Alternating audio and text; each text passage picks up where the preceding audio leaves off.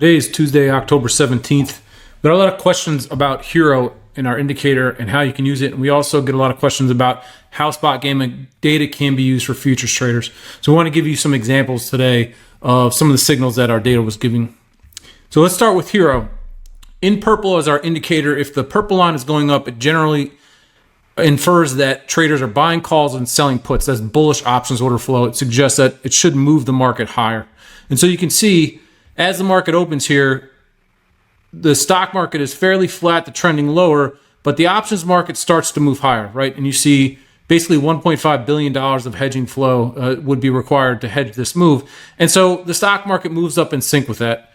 It's at this point around 43.70, 43.75 area that the options market more or less trends sideways, even though the stock market continues higher. So we start to see a little bit of a divergence, and that divergence really picks up at 12:30. You can see that the options flow drops sharply lower. People start to buy puts and they start to sell calls, and that's why our purple Hero line goes lower. And then what you can see is then the options then the stock market then follows suit, right? And we close down at a bit of a lower level. The other signal today that this rally was not likely to continue, or that the options market didn't agree with it, came from the Magnificent 7 Hero signal. So what this does is it adds in or sums the flow from all of the top tech stocks, right? So you can see those stocks here. They're the Magnificent 7, Apple, Amazon, Google, Meta, etc. And you can see the same thing here, that the options market doesn't buy the rally. So tech stocks, this is the Q in white, QQQ, it's rallying, but there's a big lag you can see here in the Magnificent 7 options flow. And then that options flow turns sharply negative right around 12:15. And eventually that means that the stock market comes down. So that was how the options flow was telling us that, hey, there's not a bid in the options market to help support equities. How can you use our daily levels now to incorporate this? Well, if we go to our home page and then we click daily index levels, there's a little copy button. I click that, and then I'm going to go to trading view, and we have a SpotGamma indicator that you get if you're a subscriber. I'm going to click edit, and I'm just going to hit Control V. I'm going to paste these levels in. So these are our levels for today for the S&P 500.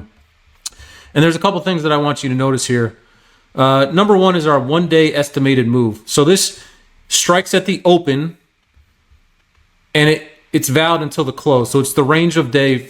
It's the range of trading for the day. And if I go to our founder's note from this morning, I'll show you where this comes from. This is our founder's note from this morning. If I scroll down a little, you'll see, okay, today's daily move, 0.78%. I talk about that in the top. So 0.78%. So you can see if I come back here and I measure out what 0.78% is from the opening move of the S&P 500, that takes us to essentially right here, 0.78%. So that's the estimated move on the day.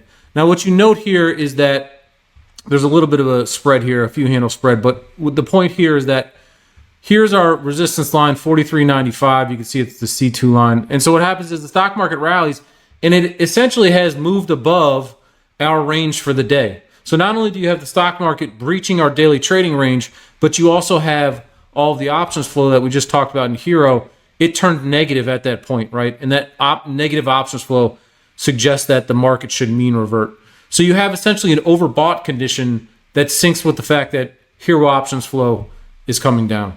And I want to be clear that this is not just something that we've seen today. If you zoom out a little bit, you can see the trading ranges for the last several days, and you can check this with the founder's note, and you can see that we've been roughly 75 basis points max on the day over the last 5 days. So even though the VIX was spiking and all sorts of wild things were happening, we've held our daily trading range, and this changes every day. We've held our daily trading range over the course of the last several days.